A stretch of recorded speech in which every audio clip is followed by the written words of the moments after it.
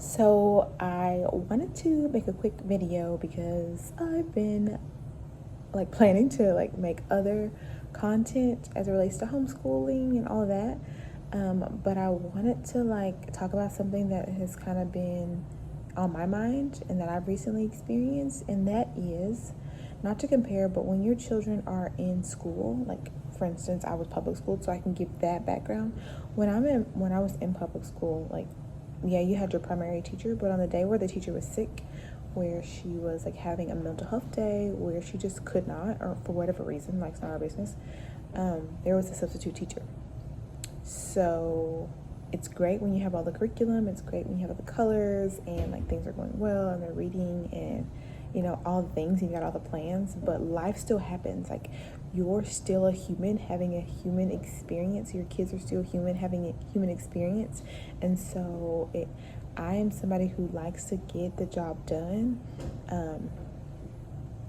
come hell or high water. But it's okay to be your own substitute teacher, meaning you still can be productive, just maybe not at 120%. Okay, there might be some days too where you're giving 80% or 100% or 50%. Maybe you're sick that day, so maybe it's a tablet learning, and we have ABC Mouse, so it has reading and math and I think a little bit of social studies, and they can learn different languages like Spanish and stuff. So maybe you have a resource like that. Maybe even if it's not ABC Mouse, maybe you have Netflix, where there's tons of educational content on there and shows. If you're not too cringe for screen time, which sometimes I am super cringe for screen time, but I think having the awareness of too much screen time is the most important, and that way you're not just overindulging and not having a barometer for how much you're doing. So maybe that's the substitute teacher day. Maybe you are not sick or ill in your body, but your mind just needs it's not a day. Maybe your mind has been taxed in some other kind of way, with something else, and so your body's fine, you're still eating and moving and doing about, and maybe that's a field trip day. Maybe that's an impromptu zoo day. Maybe that's an impromptu museum day, because you can still, and for me and other people that I've talked to, you can still give your children, if you're, I guess, like me, where you don't want an unproductive day. It's my thing. I don't want an unproductive day. I don't want a day to where there's no learning in the way of the basics, the foundation. And I think about school, where we used to have perfect attendance and stuff like that given out. And so just because I might be having something extra going on in my adult life, like teachers would, the children are fine. They're not sick. They may be mentally fine, naps and whatnot. They're eating well. And so I still want it to be productive for them. So I think just remembering if you've got your agenda and your objectives, okay, are you on course with that? And even if you're not and you feel behind in some way, just take a breather. Sometimes it's that day off, or even if you're not taking a day off, because I have a problem with taking a day off. I do. I'm working on it. But even if you're not taking a day off, or a substitute teacher day, being your own substitute teacher, you can rearrange your schedule. So if you normally, do homeschooling in the morning and you have your breakfast and then you read aloud and you're working with your kids, maybe you're okay, we normally get our read aloud done, we get our core subjects done, and things like that. We do our review. Maybe instead of doing it all in that general morning-esque time, you just separate it to what you can, it's kind of if this makes sense, when I guess for different reasons people have to eat, you can eat breakfast, lunch, and dinner and 2 small snacks, or you can have 6 small meals a day, right? Because at different times you may not be able to digest the same amount on the same day, if that makes sense. Maybe most days you can digest big meals, 3 big meals a day, or 3 big subjects, whatever.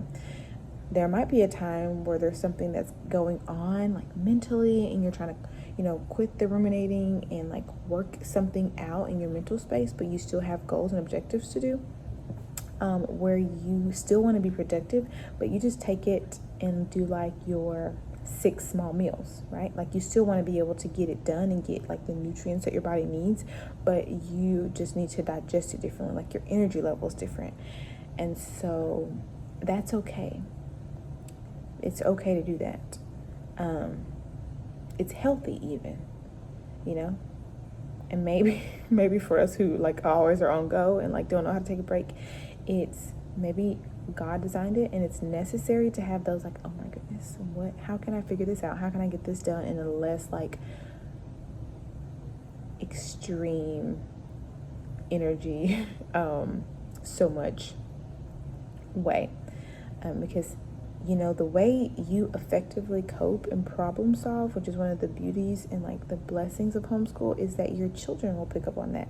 How do you cope? How do you like problem solve? How do you still get the things you need to get done in like the healthiest way possible, mentally and physically and all of that? So just because you might be having like things going on around you that you might not be able to control, and things just might look different for a while, or for that day, even if it's an illness, that's okay too. And then, maybe you can count it as a lesson in a different way, and like rejoice in the fact that your children are with you and get to see being productive and positive coping mechanisms.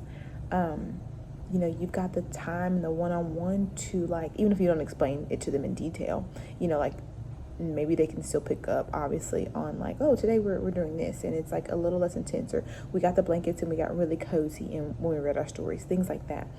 And I think that honestly may be beneficial for you and your kiddos. So I just wanted to share that because curriculums are great. All the things are awesome. It's so fun, especially like when we see all the things. Like I'm a person that likes to see all the colors and like the organizing and the planning and the curriculum and getting engaged with my kids and all of that. But there is another side to life where, sometimes things come up. Where you're tired, and if it's even not something like, things come up, but like something new that you have to add into that maybe you didn't have to consider before, so where you're trying to rework something essentially. So yeah, you can still get it done, and it's actually probably really good. Just take a deep breath, read something inspirational, do those things that like make you happy and bring you joy that are still beneficial to you and your family, and still be successful and productive and get it done in that way. I always forget this. My name's Ryder, and I'm a homeschool mom of 2 kiddos, a 5-year-old boy and a 4-year-old girl. We are doing kindergarten. This is our very first year, and super excited, but it's new. And so that's okay too, because if you think back to anything new that you've ever done, there's a learning period. Like when I went to college, there was a period after I graduated and got into my profession that they would say like, 18 months or so before like you felt competent and comfortable like tackling all the things, right? And so I use that to help me in any new area that I'm in, before you're just like, oh my goodness, like totally overwhelmed, or totally like, it comes with the territory. This is new. This is something that you want to do. Like you have your strong reasons and why for it, and it's just going to come with the territory of like the learning curve, and then like the juggling. Maybe you're just not used to juggling in that way, and that's okay too. So yeah, I hope you enjoyed today's video. I have more on the way. Keep going. You got this. Let's take a deep breath together, and everything is going to be just fine. Have a great one. Thank you so much for watching. Bye.